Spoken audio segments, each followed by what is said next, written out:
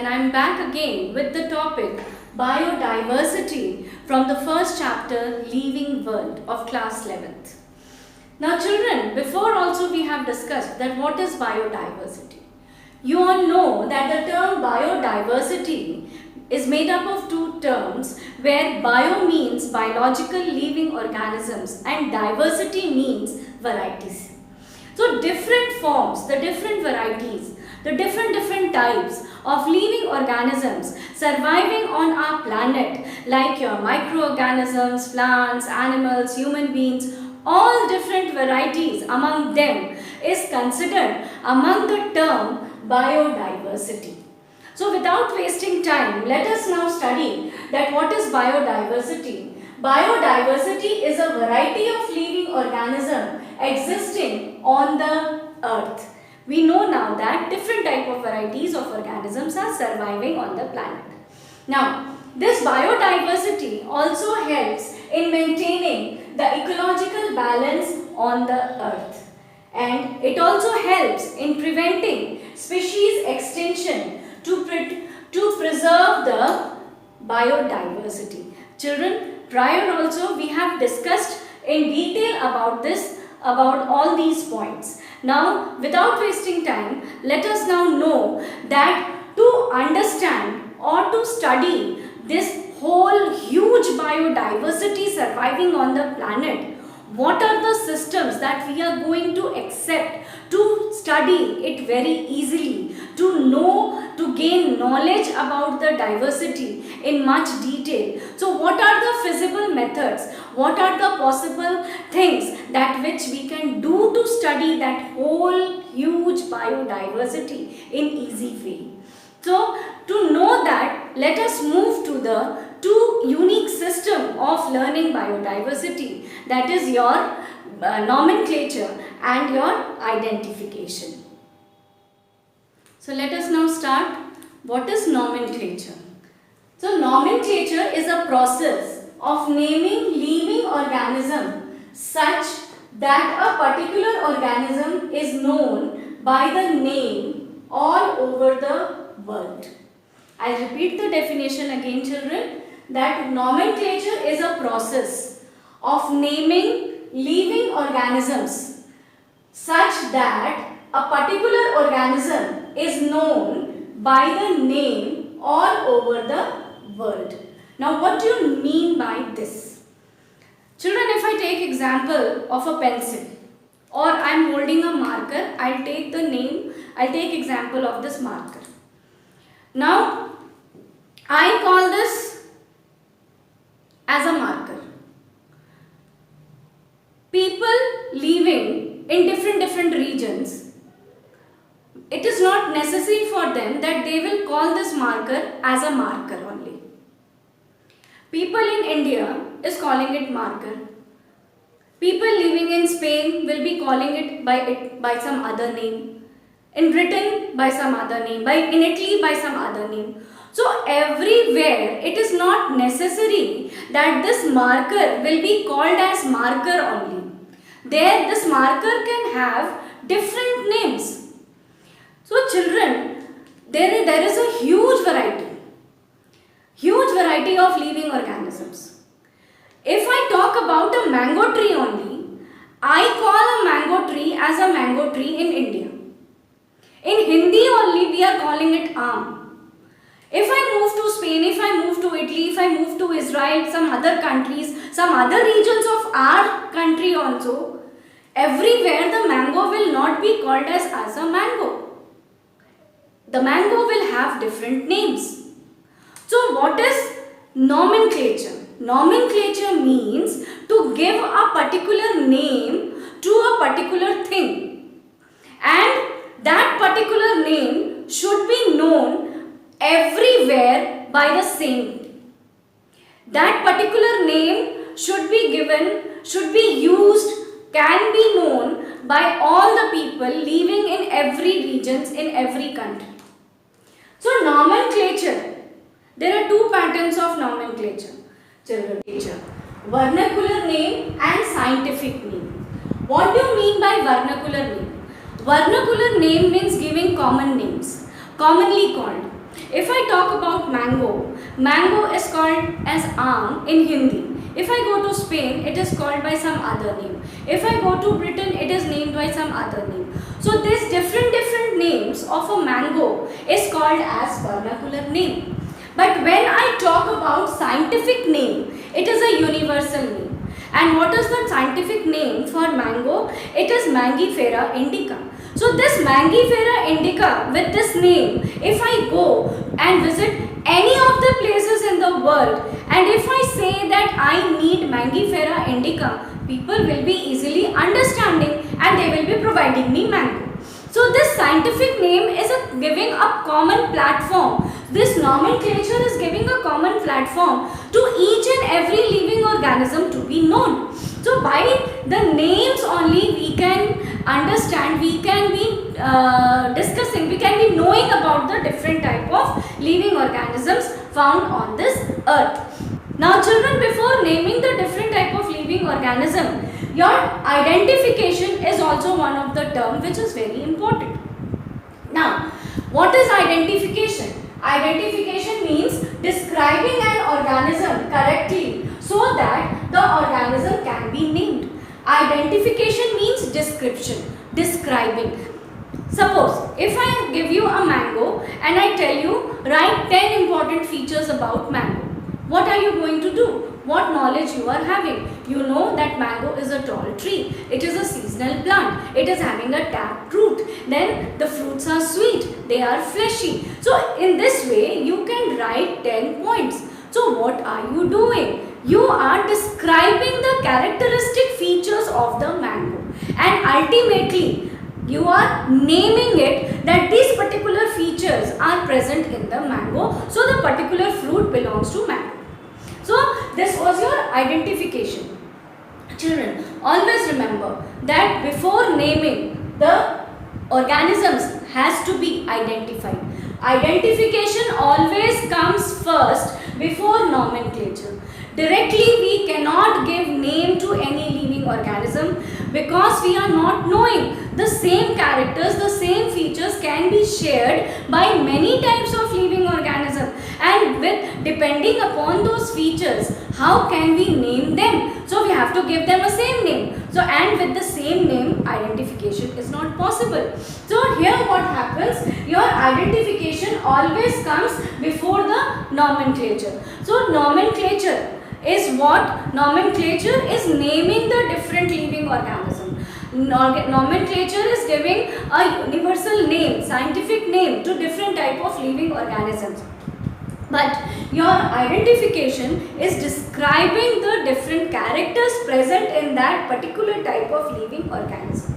Hope children, you have understood the difference between nomenclature and identification, and always remember this is an important point, that before naming the organisms have to be identified. Now let us move to the next topic, binomial nomenclature. So children, now let us discuss that what is binomial nomenclature. Now nomenclature we are knowing now. What is nomenclature? Giving names to particular type of living organism.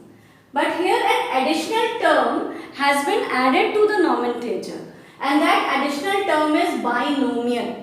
Now children, what does binomial means? Binomial is made up of two terms. Now bi means two and nomial means to give name. So giving two names, the process, the pattern of giving two names to a living organism is called binomial nomenclature. So within this nomenclature, what it is? So this is a binomial nomenclature is a system of providing scientific name. So binomial nomenclature is, just now I told you that binomial means giving two names. So these two names are the scientific names. Giving scientific names in two special patterns to the living organism is called binomial nomenclature. Now this binomial nomenclature pattern system was given by the scientist, was given by the person who was named as Carolus Linnaeus. Now Carolus Linnaeus gave the binomial nomenclature. Now this binomial nomenclature consists of two components. Now what are those components? One of the component is generic name and the other component is specific name. Now generic you can understand by the term genus, and specific name, by the specific you can understand that it is species. Children, in class 9th you have studied little bit about the diversity in living organism. There you have studied about the term genus and species. So hope with that knowledge we can proceed forward ahead, that what is generic and what is species. So every living organism in a binomial nomenclature system is given two names, and the first name is the genus name and the second name is the specific name. If I take example again of mango, the first genus name is Mangifera and the species name is Indica. If I take example of tiger, so on, the Panthera is the genus name, generic name, and Tigris is the specific name. If I take example of potato, Solanum tuberosum. Solanum is a generic name and tuberosum is a specific name. So children, hope you can understand that in binomial nomenclature, using two components, a scientific name is given to each and every living organism surviving on the planet. And this pattern is used for the microbes, for animals, for plants, each and every living organism, even human beings, Homo sapiens. So Homo is the generic name and sapiens is the specific name. Everywhere this binomial nomenclature system pattern is utilized, is used to name the different type of living organism. Now children, let us know that what are the rules which have been framed to mention this binomial nomenclature. Now moving to the rules of nomenclature. Let us see that what are the different rules given by our taxonomist, that how the nomenclature, how the binomial nomenclature can be given to the different type of organisms. The first rule says that generally names are given in Latin language. Mostly the living organisms, the binomial name which are given to them, they are derived from the Latin language. Now children, these scientific names are written in italics or they are underlined. If suppose a scientific name is given to me to write the scientific name for tiger, Panthera tigris. Now Panthera tigris, if I am writing by hand, if it is handwritten, then I will write the name and I will underline the genus and species separately, as you can see in this example. I have written for scientific name for mango. It is a binomial nomenclature pattern system I have followed. So Mangifera indica. Mangifera is underlined separately and indica is underlined separately. I have underlined separately because it is handwritten. But if suppose it is printed in the books, in somewhere else it is in printed form. If the scientific names are in printed form, then this scientific names will be written in italic letters. The font will be italic and underlining will not be there. So in printed form, the scientific names are written in italics font, and when it is in handwritten form, in any way the genus and the species are separately underlined. Now children, always the genus starts with capital letter and rest everything written in small letter. What does it mean? If suppose in this scientific name Mangifera indica, you can see that the first letter M I have written, it is a capital letter, and from after M each and every letter has been written in small. The alphabets are small. So always in a scientific name, the first letter of the genus will be capital, and after that rest everything will be written in small letter. Children, these are the rules have been mentioned, have been given for the binomial nomenclature system.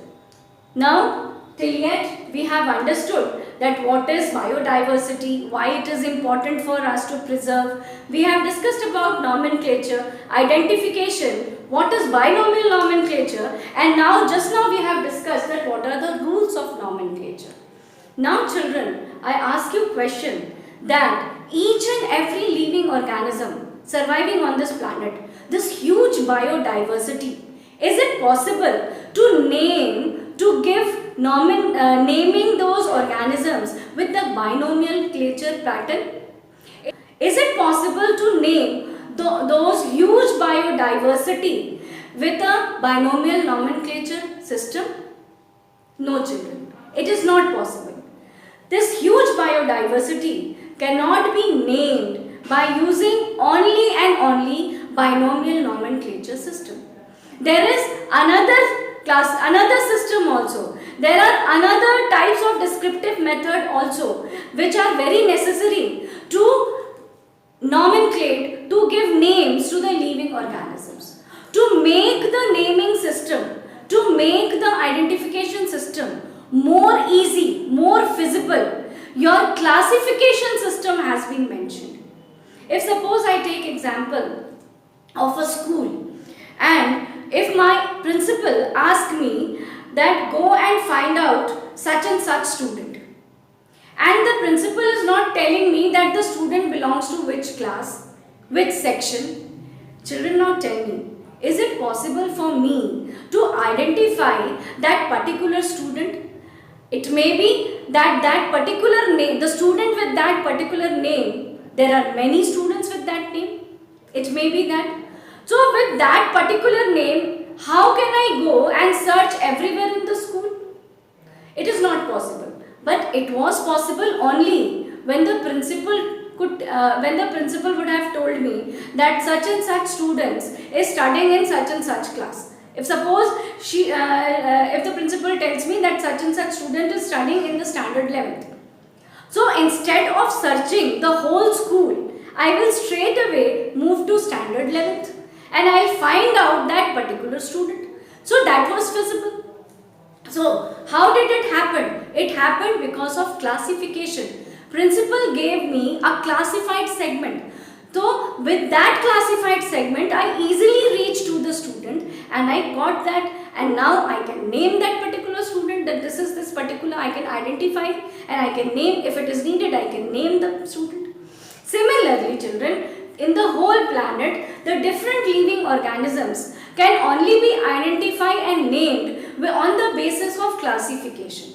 So these all huge biodiversity has been classified, has been divided into small groups, and those small groups are studied. From there the characteristic features are taken out, and after studying those characteristic features, the naming process is done. So children, just knowing few characters about particular type of living organism or particular type of living organism, it is not possible for any of us to name them or give them a binomial nomenclature system. So children, in the next videos, we will be coming up with the classification pattern, that how classification helps in giving names to the organisms or identifying the different type of living organism.